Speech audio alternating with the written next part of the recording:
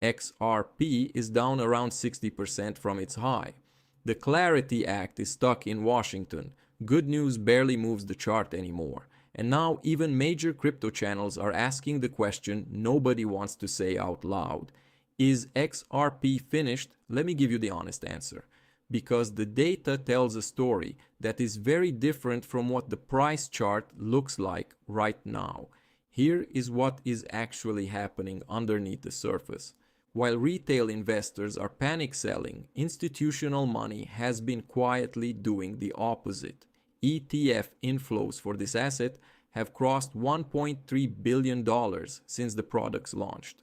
Goldman Sachs previously disclosed a $153 million position in spot ETF products, although later filings suggest they exited that position in Q1 2026. Even if Goldman stepped back, the overall institutional flow into these products has not stopped.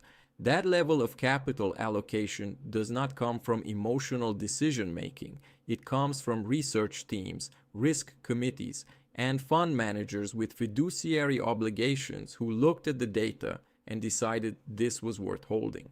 That is the first signal worth paying attention to. The second one is on-chain activity. Daily transactions on the ledger reached roughly 3 million in March of this year. That is 3 times higher than mid-2025 averages. Think about what that means. The price has been falling all year, but actual usage of the network has been growing. More transactions, more volume, more institutions and developers building on the rails. That kind of divergence between price and real usage does not last forever. Either the usage drops and the bears are right, or the price catches up and the bulls are right.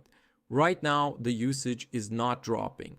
The third signal is the institutional deal flow. The most concrete proof point in this whole story is a tokenized Treasury pilot involving JPMorgan's Kinexys, Mastercard, Ondo Finance, and Ripple, processing a real transaction on this ledger. These are not small crypto startups testing a demo. These are the biggest names in global finance running an actual pilot on this network, while the token price sits at $1. 3 million daily transactions is usage. ETF inflows are capital allocation. A tokenized Treasury pilot with JPMorgan, Mastercard, Ripple, and Ondo is not meme coin noise. These are real signals. The problem is that the market is not rewarding them yet.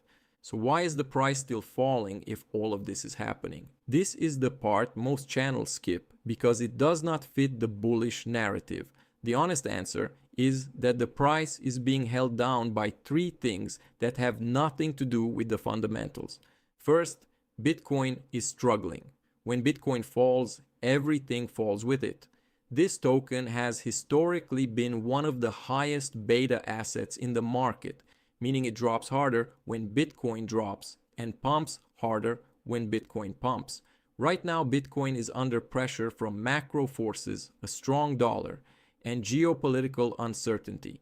That pressure flows straight through to everything else. Second, the supply situation. Unlike Bitcoin, which has a fixed supply of 21 million coins, this token has 100 billion total, with Ripple, the company, still releasing a portion from escrow every month.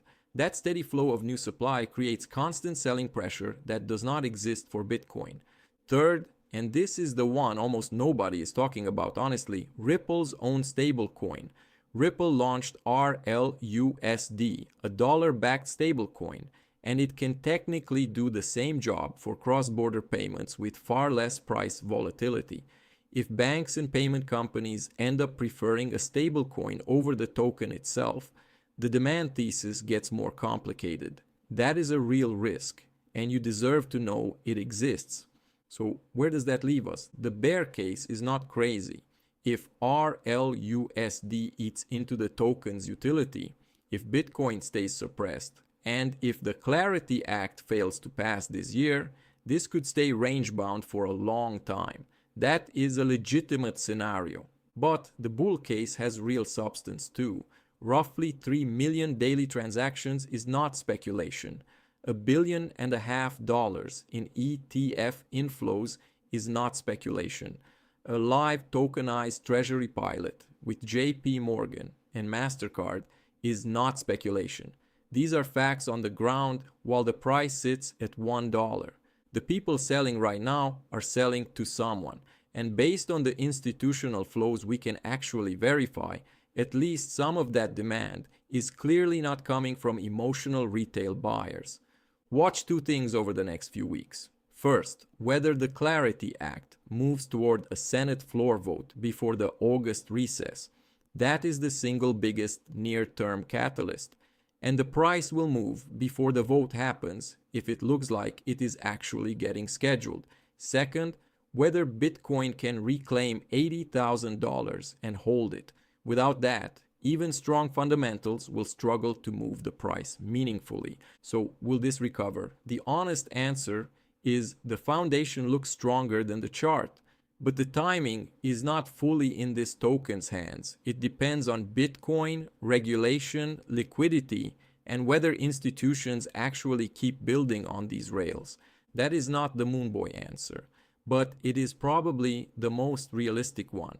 As always, this is not financial advice. Do your own research before making any decisions.